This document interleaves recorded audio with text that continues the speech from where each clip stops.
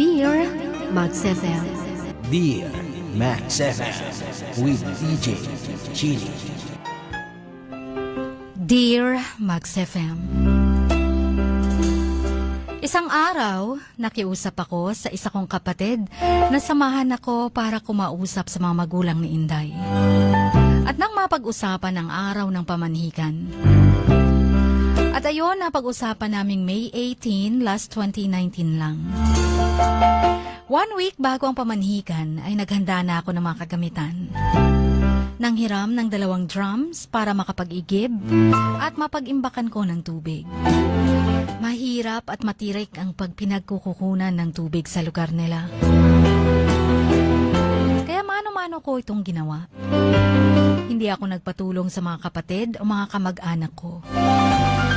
Isang drum or 10 containers ang mano-manong bubuhatin mula sa paanan ng bundok kung saan may balon ng tubig.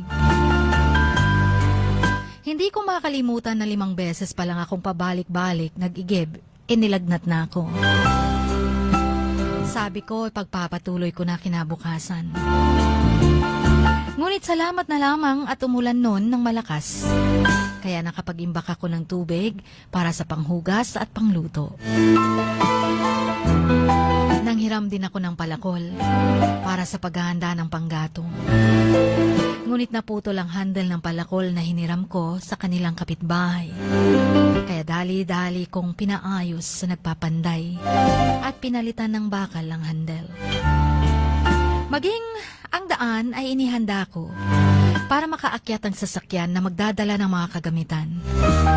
Manong-mano kong inihanda ang simpleng masisilungan sakaling darating ang mga pamilya o mga kapitbahay na makikijoin sa salo-salo. 2 days before bago ang pamanhikan. Nahanda ko na ang lahat doon sa bahay nila Inday at saka pa ako nagpasabi sa aking pamilya. Una, sa aking mga kapatid. Huli ko nang sinabihan ng aking mga magulang. Pinaupo ko silang 2 sa harap ko at nagsimulang magsalita. Ma, mag-29 na gyud ko. Kamayng kimbot na lang malampas na ko sa kalendaryo. At last na enjoy na ako ang akong pagka-teenager.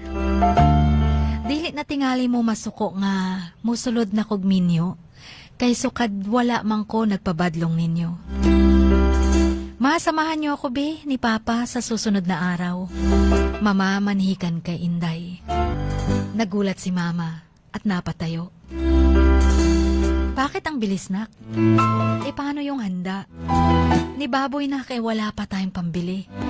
Ba't ngayon ka lang nagsabi? Sagot ko naman, Ma, Pa, okay na ang lahat. Na-ready ko na. Kung sa 5 kong kuya ay kayo na namroblema sa akin, hindi ko yun ipaparanas. Huwag kayong mag-alala. May na-assign na ako sa lahat at naayos ko na doon. Ang sa akin lang ay masamahan niyo akong harapin ang mga magulang ni Inday para maging formal na makilala kayong pamilya ko. Hindi ako humingi ng tulong sa mga kapatid ko, sa mga pinsan kong natulungan ko nang sila ay kasal. Dahil nga masaya akong patunayan sa sarili ko, nakakayanin kong maghanda doon ng palihim para isurprise ko kayo. Kailan papalapit ng araw, pinagtripan ako ni Inday sa tawag at text. Laban bawi siya na wag na daw siguro ituloy. Dahil ganito at ganyan. Naku naman. Tapos pa simpleng sagot ko. Wala na itong bawian dahil ito na din ang gusto mo. Pareho tayo. Tapos sabi niya, pinaiinis lang daw ako. Lalo. Para masubok kung gaano ako katotoo sa kanya. Kung hindi ba ako aatras dahil may panahon pa naman. Sagot ko, manhid ka ba? Hindi marahil ako kikilos ng ganon kaaktibo at walang pagalinlangan, magtitiis, kung di ko naramdaman na ikaw na talagang tadhana ko. Wala akong pag-aalinlangang gawin ng nakaugalian ng mga panahon kapag manliligaw or mamamanhikan. Basta sa probinsya, kahit pa new generation na. Shane, dahil sa pinamalas kong kasipagan, pagmamahal, hindi na rin humingi ng Dory bilang tradisyon ng mga IPs ang mga magulang ni Inday. Papa niya mismo ang kinausap ko. Dahil sa awa nila sa akin at bilang pakiusap na rin ni Inday na wag nang humingi kahit sentimo dahil sa siya nga itong naging breadwinner ng matagal sa kanila. Sa araw mismo ng pamanhikan, ayun magkatabi kaming abot tenga ngiti na pinaliligiran ng kanya-kanya naming pamilya. Naging maayos naman ang lahat ng pag-uusap. Masaya pareho ang aming pamilya. Kami ang ginawang halimbawa nila kung paano ko daw pinaghandaan ang pamamanhikan na nakaplano. Taliwas sa mga pilitang pamanhikan umano ng iba sa ngayong panahon. 2:00 ng hapon matapos ng kumain ng lahat at nagtsikahan na lang.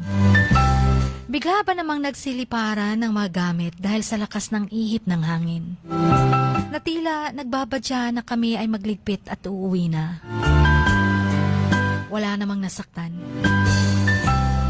Wala namang sama ng panahon at first time daw yung hangin na ganun katindi. At ayun, nagligpit na lang kami. Sakto lang nang nakababa ng highway ang sasakyan na karga ang pamilya ko na may nakapagsabi na may stranded na sasakyan sa daan.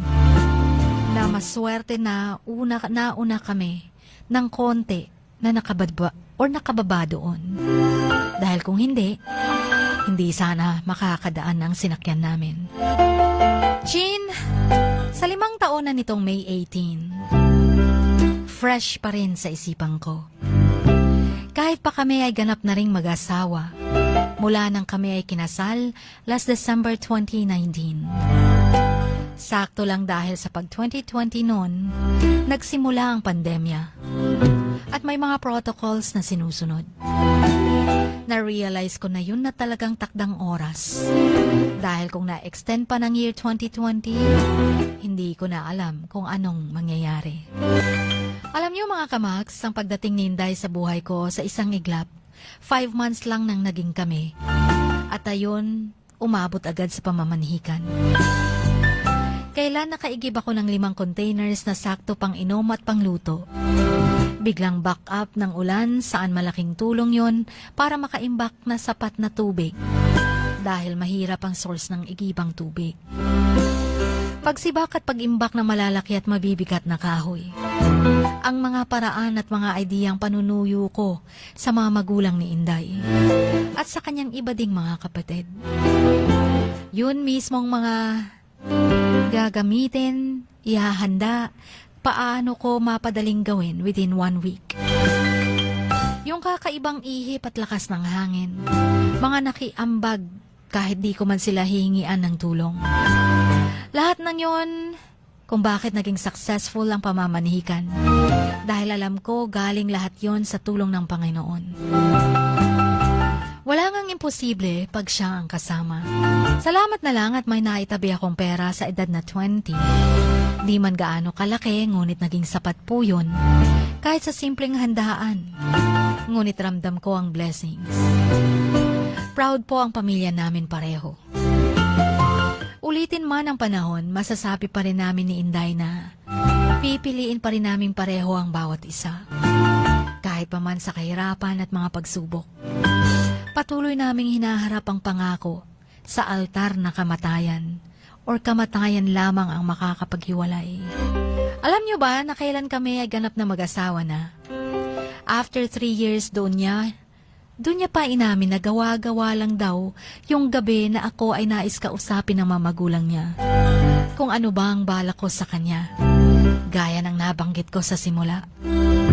Kung di ba daw niya ginawa ang ganong setup,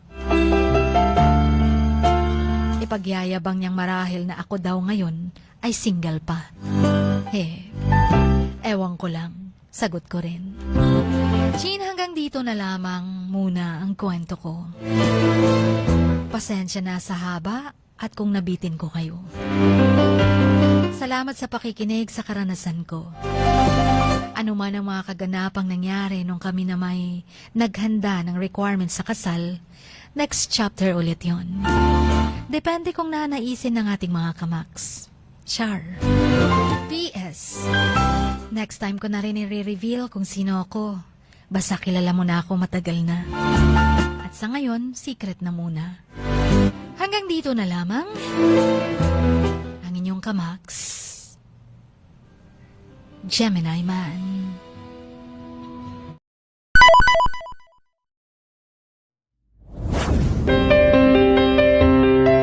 Sing like no one is listening.